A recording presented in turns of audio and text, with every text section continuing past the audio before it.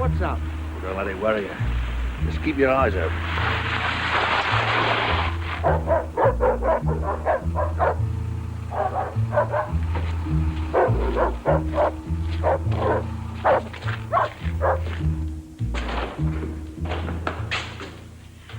The word is, our masters are not very pleased with you. Do you know what I think? You think? I think you're up to hearing it.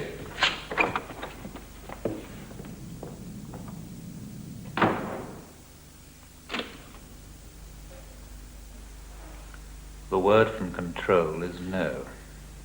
But he promised. How long have you been in this business?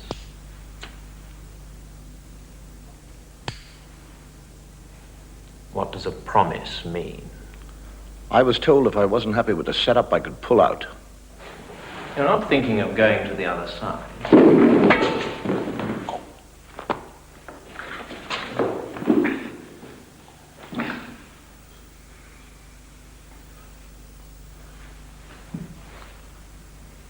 I don't wish to play the heavy. Not my style. But if you persist in this negative attitude, it'll then result in my having to call in our contract people. Is that a threat? Take it whichever way you wish. Ask me, old chap. I think you're being rather silly.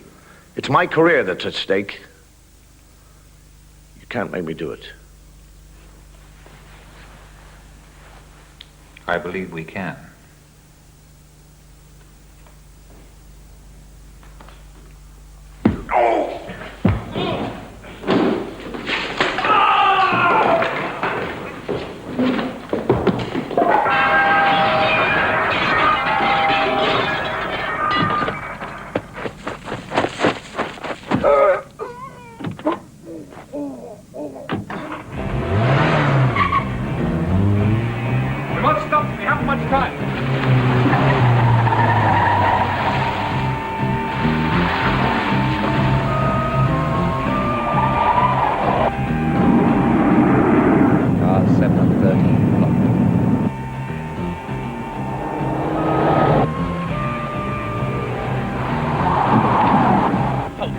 Got past.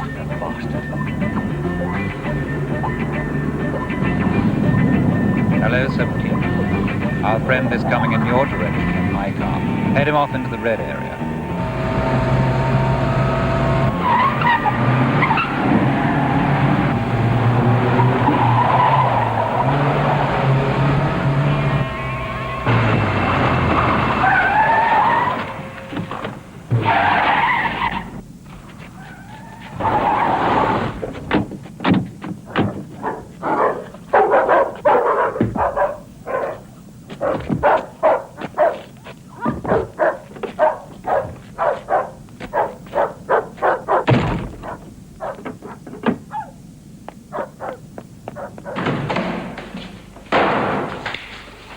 There's no way out. The organization's too big for you. You'll just have to go through with it. You. By the way, hope it goes well.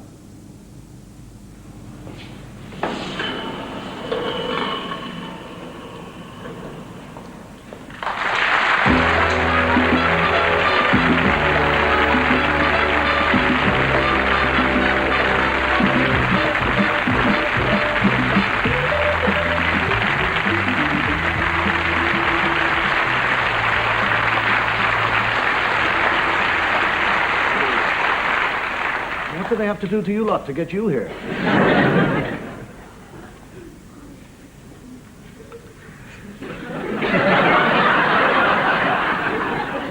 See, Mrs. Thatcher's cuts have reached the BBC.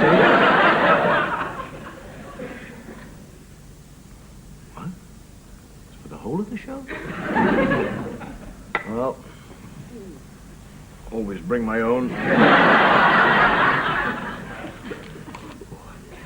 You know the thing about drinking on television? People are fascinated to know what is in the glass. They're always asking me, they say, well, what's in the glass? Is it whiskey, gin, vodka, rum, brandy? Yes. We are, as you might know, we are in the middle of the Christmas holiday. And I'm only telling you that because there might be somebody out there who has somehow managed to miss all the ballyhoo about Christmas that started in October. It is, have you ever thought about what an extraordinary season Christmas is? Totally sane, normal people will rush off into the countryside and tear down holly trees, rip them asunder, grab great armfuls of ivy, climb to perilous heights to grab a piece of mistletoe. For a month before the Christmas, the whole nation is walking around with trees under their arms, in cars, and nobody is surprised. I mean, what for? When you think we bring a 12-foot tree into our sitting room to decorate it, and the whole family sits there and say, "Oh, that tree looks lovely." You try doing it in July, it's "What's that bloody tree doing there?"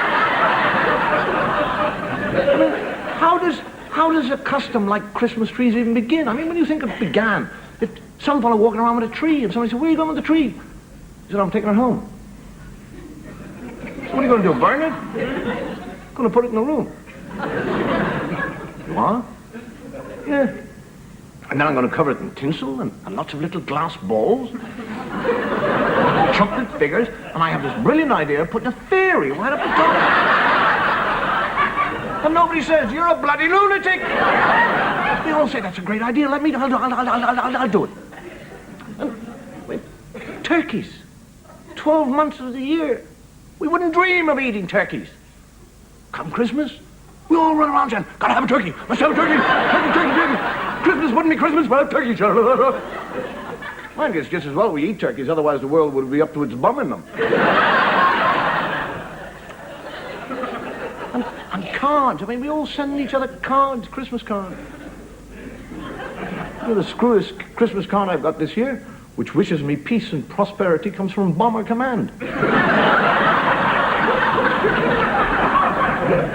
That's Christmas as a kind of period of giving and receiving presents. Now, I don't know about you, but I generally get soap or bath salts or shampoo, shaving cream, handkerchiefs, socks, cigarettes, books, and booze. I have a clearly defined picture of how my friends see me.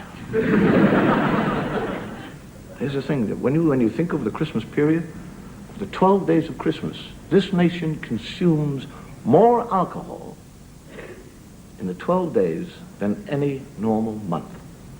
Now this is, why do we drink alcohol? If you met somebody from, say, from outer space who knew nothing about alcohol, and you said, "Here, have a glass of booze." And you say, "Why?" He said, "Well, drink it." Well, he tasted it. He said, "Yuck! Tastes awful." "Well, drink it." "But why?" "It'll make you feel good. It'll make you happy. Witty, bright, sharp." "Anything else?" "Yes." "Make you sad.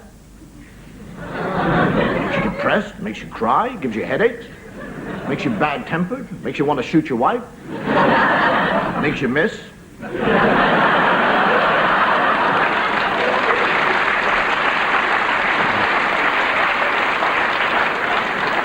Gives you double vision, shakes, destroys your stomach lining, kills your liver, causes hardening of the arteries, and total destruction of the brain cells. Why do you drink it? For pleasure. What else? You know what Christmas is? At Christmas, it's the noise of the music. All the Christmas music is so noisy. It's the church bells are ringing. Church bells at eventide. Angel bells, jingle bells, sleigh bells. Hear the angel trumpet sound. Hark the herald angels sing. Shout hallelujah, ye choirs of heaven. Ding dong merrily on high.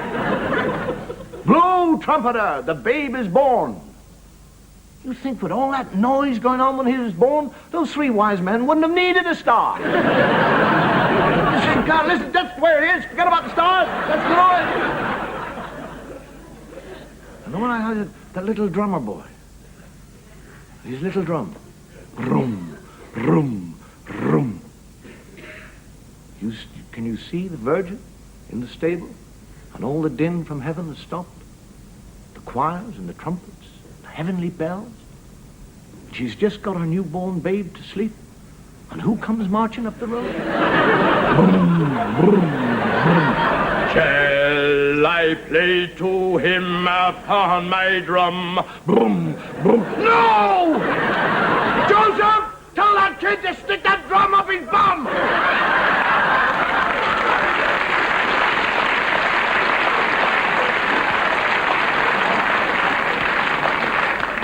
And have you thought what we ask children to believe in at Christmas? I mean, I'm Irish, and I know that we Irish are superstitious. I mean, even our leprechauns are superstitious.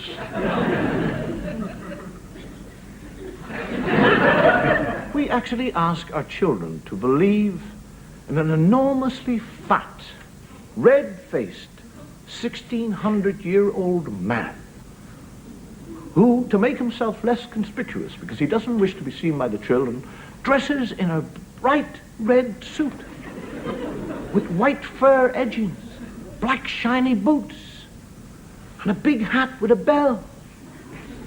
And for 364 days of the year, he lives in the North Pole with lots of elves, gnomes, and fairies.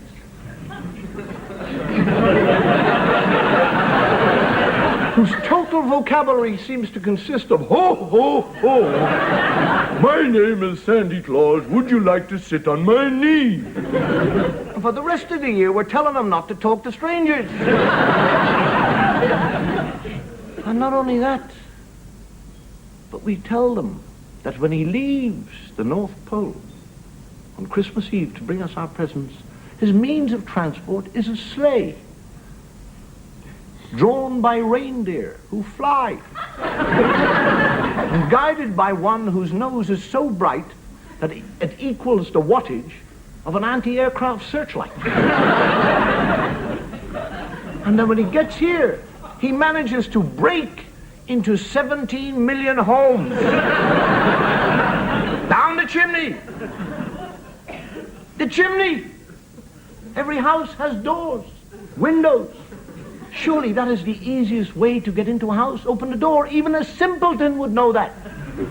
But not Father Christmas. This silly fat fart has to come down.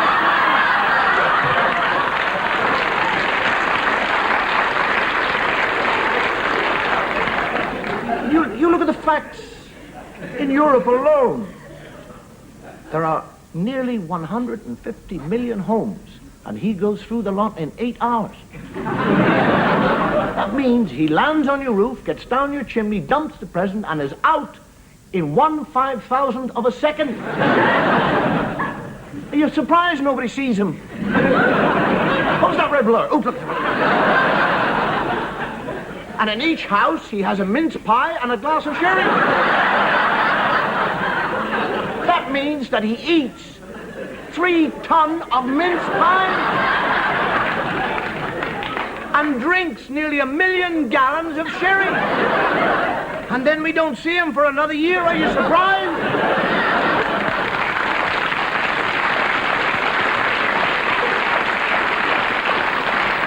Actually, if it appears that I am being cynical about Father Christmas, I don't really wish to give that picture. Because I really am. I'm one of the few adults who does believe in Santa Claus. I do. I also believe that money grows on trees, that there are fairies in the bottom of the garden, and that Margaret Thatcher is all hot. I also believe that we have some sketches to show you. Yes. Well, let's see what we can bag for the Christmas dinner, eh? Oh, good idea, yeah.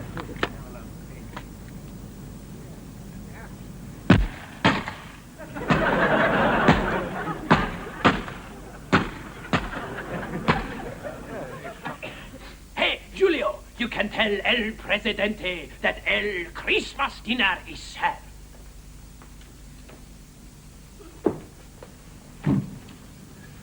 I have a gift for El Presidente. A Christmas stuffing that will make him go boom. This way, my little cactus flower. Now eat.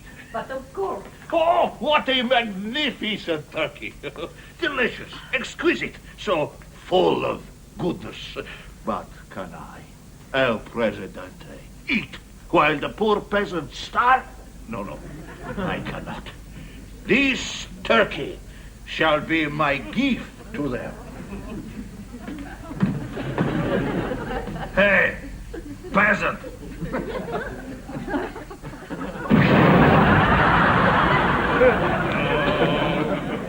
Be faithful, joyful and triumphant, O come ye to Bethlehem.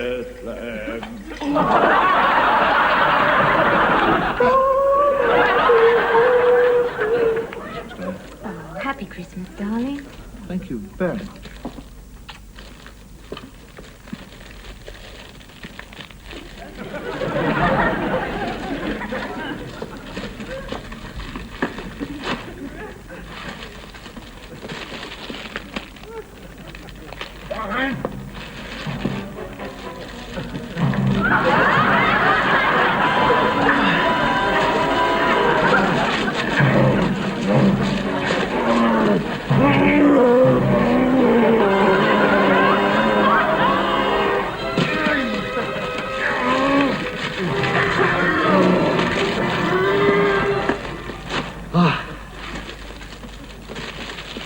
Oh, darling, thank you so much.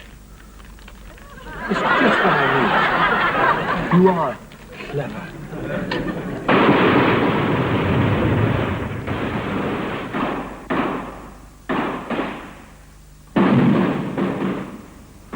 My God, Sergeant, Christmas Day. What is this all about? What are we all doing here? Us here, Germans over there, French over there, Belgium, there, the Italians. What is this nationalistic madness?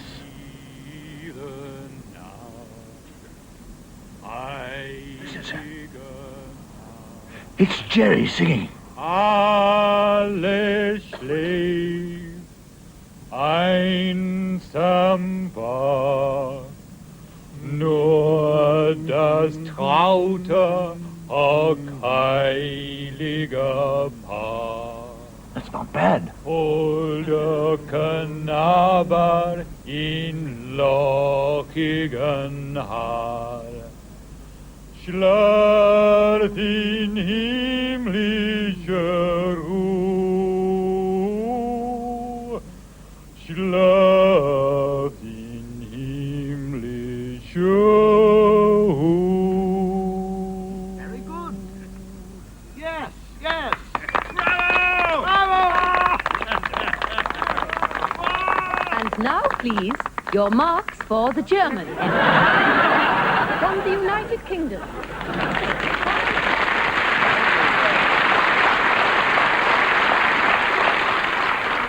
One of the most difficult things to do over this Christmas period regarding children's presents is to buy a present that actually fosters the spirit of peace and goodwill. I mean, you go into a toy shop, you see toys like the tank, battleship, Doom Watch, Atomic War, Holocaust. And I'll tell you what I hate most is when a child especially asks Father Christmas for one specific toy. And you, the parent, go out and you buy it. And you bring it back and you watch him open it with great joy in his face. And there are no batteries in it. And you tear the box to pieces looking for batteries. And there, at the bottom of the box, written on a little piece of paper, in the box, says, no batteries supplied. And you try to get out of this by explaining to your child that Father Christmas has a tremendous amount to do. He's very busy, and he's got all those homes to go to, and he's old, and sometimes he forgets. See? And the little face. And you say, but, I mean, you do have other presents. Why don't you play with your nice big toy car that you've got in? I can't. Why can't you play with that? Because that doesn't have any bloody batteries either. come across something like, it says unbreakable toy. Unbreakable. That is a direct challenge to any child. He's not going to play with it. He's going to try and smash it. He will spend hours of endeavor, total destruction. And the toy at the end of the day is totally intact. The dog is dead. Mother-in-law is in hospital with major concussion. The house is ruined. But the toy does not have a mark. And how toys change. I mean, years ago, dolls were dolls. Those girls' dolls, they used to just sit there like idiots. Sometimes they closed their eyes, but that was due to a big lead lump at the back of the eyeball. Nowadays, toys, dolls, they walk, they talk, they cry, they giggle, they grow hair, they eat food. They're even toilet trained. There's a new one on the market now that refuses to go to sleep. It wails until it is picked up, hugged, and kissed. What's it going to be like in 10 years' time? I visualize myself spending the whole of Christmas pulling Action Man off Cindy Dawn.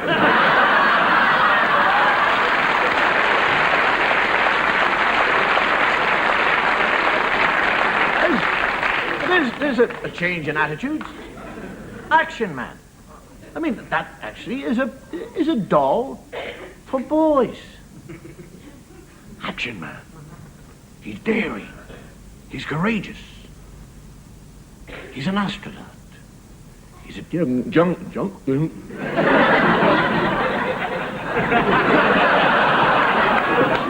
a jungle fighter. He's a master of the martial arts. He's a marksman. He's an expert knife thrower, skin diver, free fall expert. There is nothing Action Man cannot do. There's one thing he can't do. He can't dress himself. You know, yesterday morning I spent 2 hours trying to get that idiot into a rubber suit. Daddy, I can't get Action Man into his diving suit. All right, I'll do it. 2 hours. You know what I hate most about him? It's that lifeless expression. No matter what I did to him, I twisted his arm, his left leg over his right shoulder. I had his head turned a full 180 degrees. I had his back bent, his head looking through his legs, over his belly, wondering where his head was gone. Not a whimper. Finally, after 2 hours, I got him dressed. Mind you, he looked like a Camp Quasimodo. And where was my son when I was doing all this? He was out felling trees with the unbreakable toy. I was listening to a couple of children, a few years ago, talking about Christmas. And one said, well, what do you do Christmas? A little Catholic boy. And he said, well, I get up and I'd see my stocking. And I have a look at all the presents under the stocking. And then Daddy comes in and we hug each other and we say Happy Christmas. And my sister comes in and we hug her and we Happy Christmas. And then Mummy comes in and we kiss Mummy. And then we go down and we look at the Christmas tree and all the presents underneath.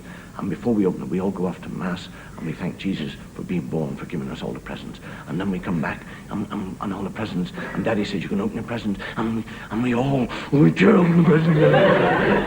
And he said to the little Protestant boy, he said, well, what do you do on Christmas Day? He said, I get out the stockings, and I read stockings, and open them, and we don't go to church because we're Protestants. And then we open all the presents, and I have toys, I have toys all over the place. I love toys. Said the little Jewish boy, he said, what do you do? He said, well, my daddy and I, we go down to our toy factory, and we look at all the empty shelves.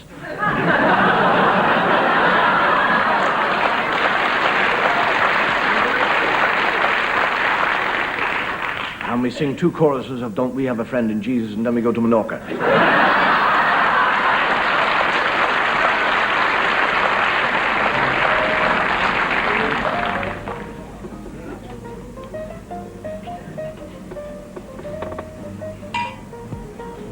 You know, my darling, in this light you don't look a day over 14. I'm not.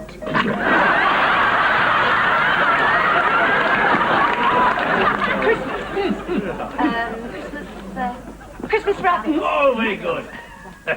Hat. Christmas hat. Mom. More. Bigger. Hatter. The writer fellow, Alice. It's coming. Lewis Carroll. Christmas Lewis. Christmas Carol. Oh, yes, Christmas. I thought you'd never get it. We're all I said Christmas Lewis. My lady. But my lady, it's very important. I say, let him act it out. Come on, child. Come on, man. Yes, come on, This will be jolly good fun. Come on, act it out. How many words, John? Five. Is it a play? Oh. Say it. Right. First word. Yes. Little one. Little one. The. First word, the. Really? Second word. Drinking. Drunk. No, like drunk. Blotto. Like blotto. Shorter. Lotto. Housey. Shorter. House. The house. Third word. Yes, it's very good. Scrooge. Serpent. Like a snake. More. Hearing. Like a sound. Like a snake. Serpent sound. Hiss. Shorter than that. Is. The house is. Carpet. The house is. Table. Down. No. Under. On.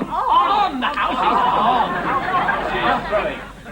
House is lighting. House is That's house. Then house is warm.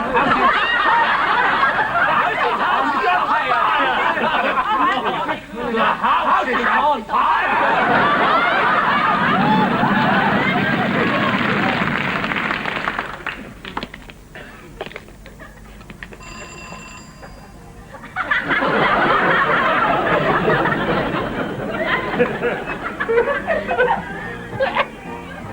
Good evening. Is this where the wife swapping party is? Certainly. Bring her in, gentlemen.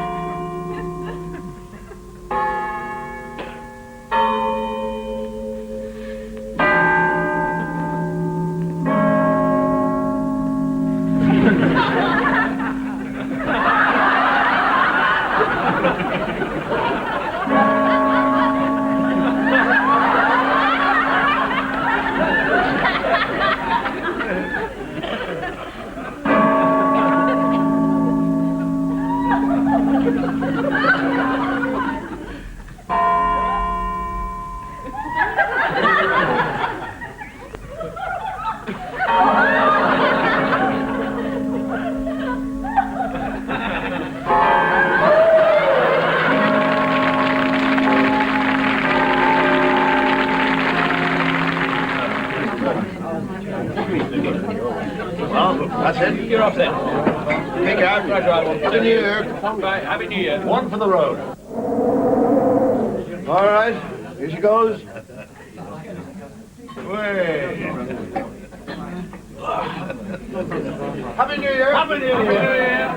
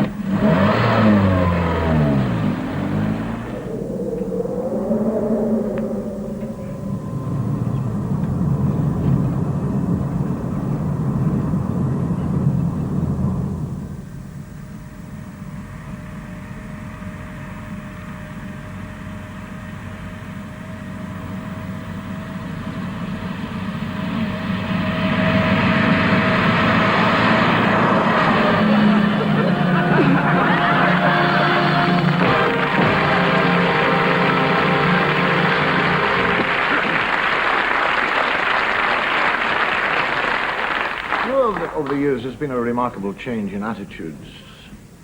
For example, eating. I mean, years ago, people used to enjoy food.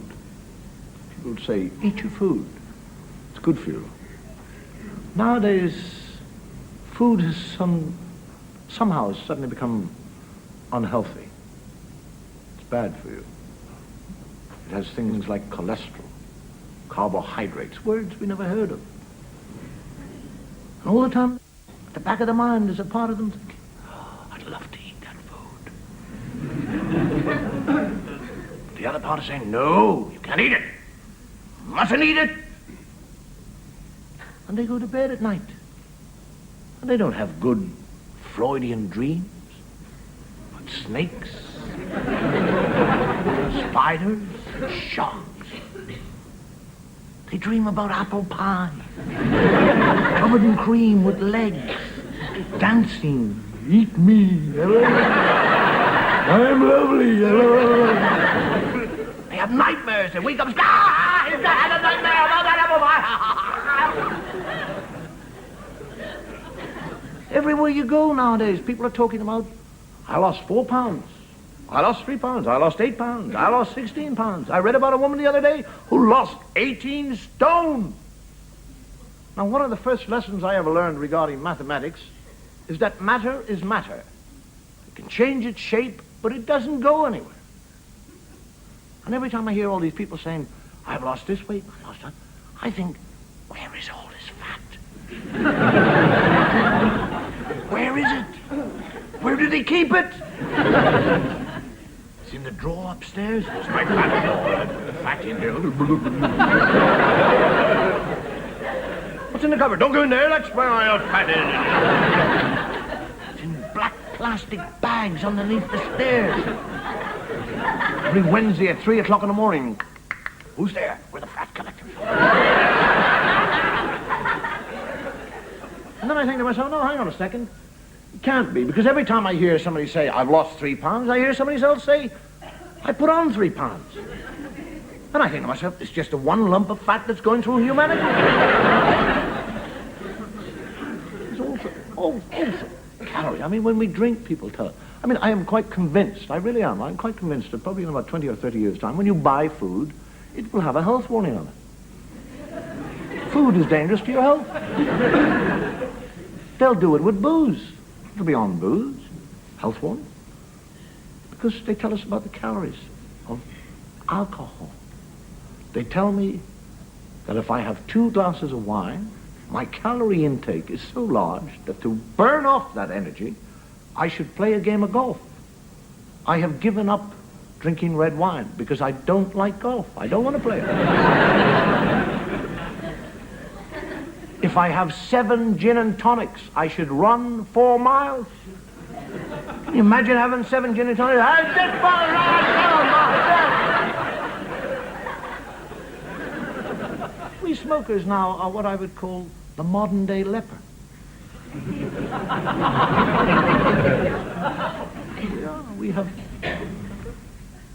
We are confined to areas. We're not allowed to mix the clean people. When you get on a train nowadays, there used to be non-smoking compartments on trains. Now you have smoking compartments. 2. You ever notice where they are? One up the front, one down the back. Has anybody here ever heard of a train having an accident from the middle?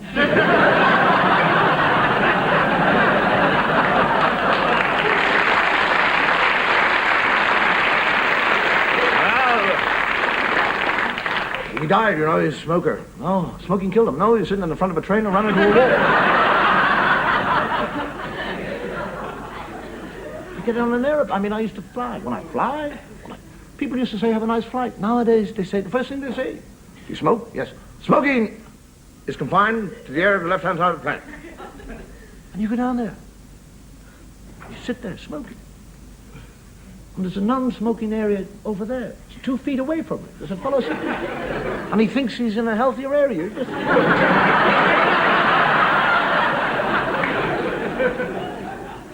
I I go to the cinema. The first thing they do when I go into the cinema. Do you smoke? Yes. The smoking area is on the right-hand side of the cinema. And they put a torch on you. You're lit up, and the whole of the cinema is looking at it. It's dead as smoke.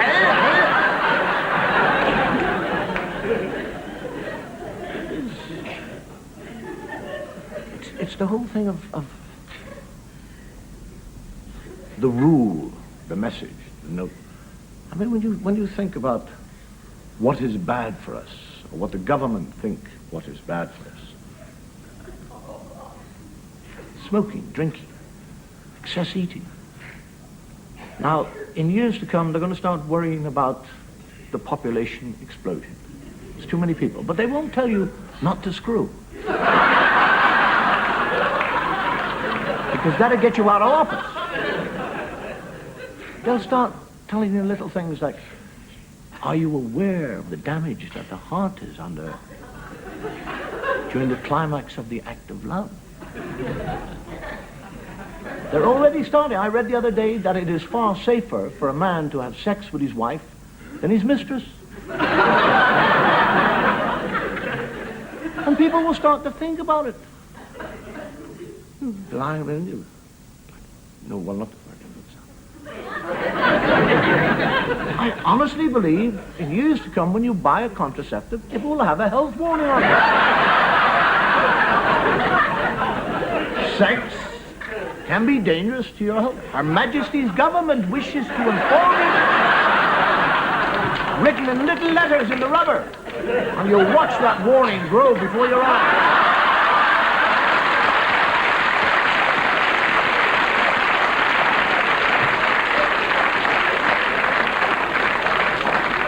What all this has got to do with Christmas, I have no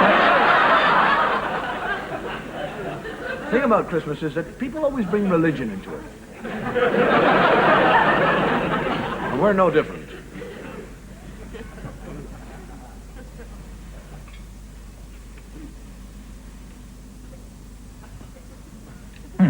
Bordeaux, see? Bateau 61. No.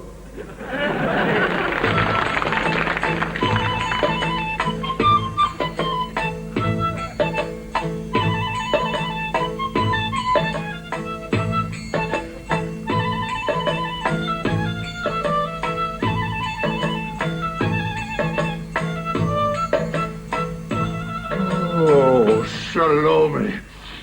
That was magnificent. And now, for my side of the bargain.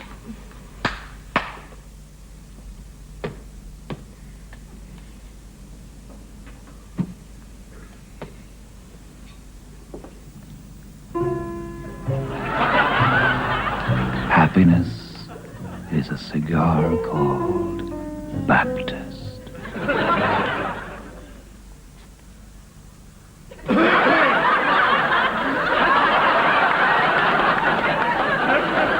Father, for I have sinned. I can't stop thinking about sex. Every second of the day. Morning, noon, and night. Just sex, sex, sex.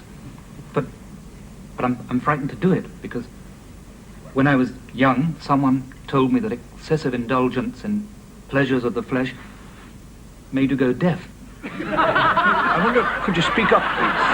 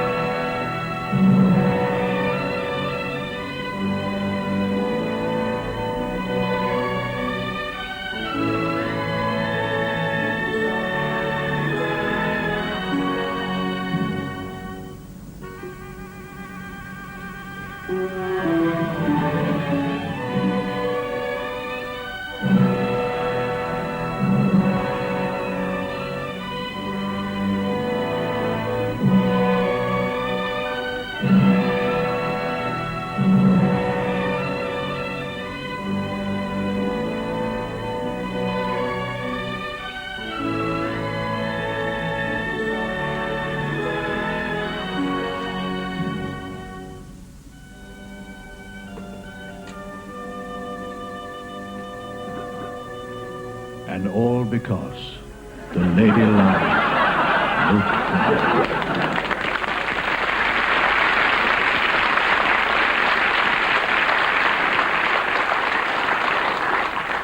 Prayer that you will hear continually whispered right throughout the Christmas holidays are, please, please, please, God, do not let the television break down. You know, one of the things I like about Christmas viewing, that it actually gives me a chance to see the movies that I missed when they were shown last year. The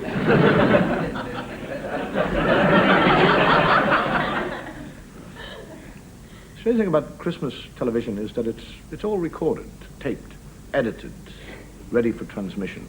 If you were to walk into any television station over the Christmas, it'll be totally empty. I mean, you don't actually imagine that when you watched the Queen's speech yesterday that it was transmitted live. You don't actually imagine that she left her lunch, took her paper hat off, wiped the gravy from her chin, ran down the corridor saying, I'll be back in a moment. Bagsy, the wishy bowl. Philip, don't feed the dogs at the table. It's not like that. To be honest, even I'm not here now.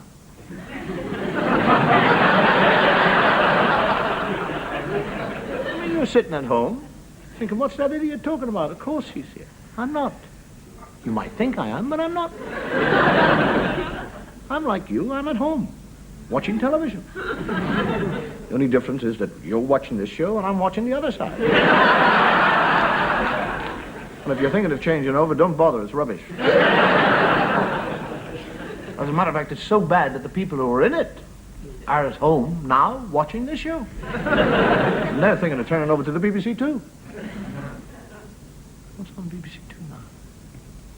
The King Singers. Oh, I like the King Singers. I'll tell you what, I'll go off and watch the King Singers. And you stay tuned to the show, and we'll show you some sketches. Out, damn spot. Out, I say. I said out.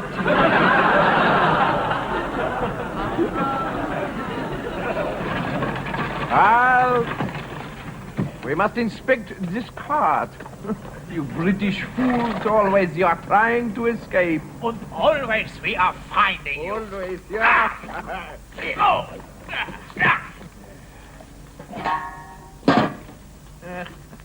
There is no way the wool you are pulling over our eyes. Rouse, open the gates.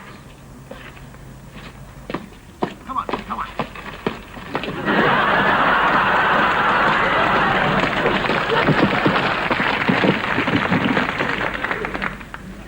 Nil triardera.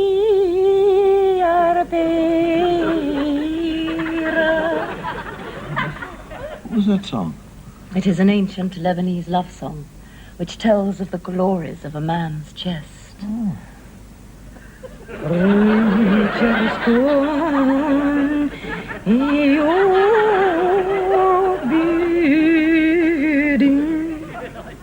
does that mean? It is an old erotic poem from Jordan, and it tells of the glories of a man's stomach.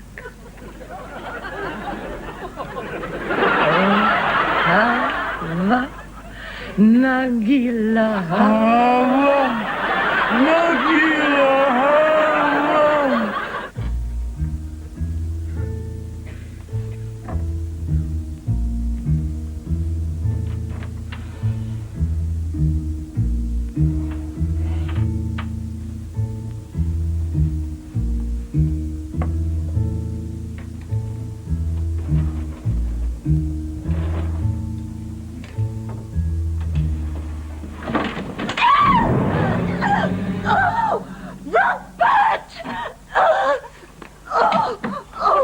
Dearest. My girdle's killing me. Rape and plunder! Rape and plunder! Rape and plunder! Rape and plunder! Yes, please.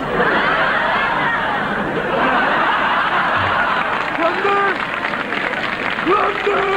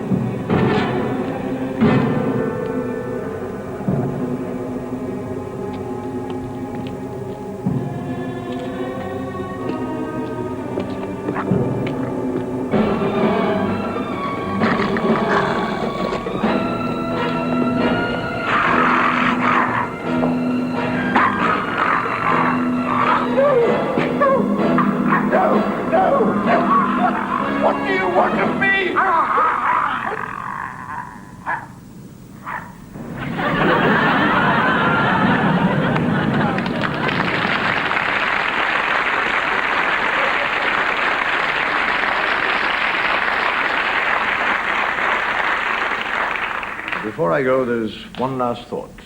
We are but 5 days from 1980.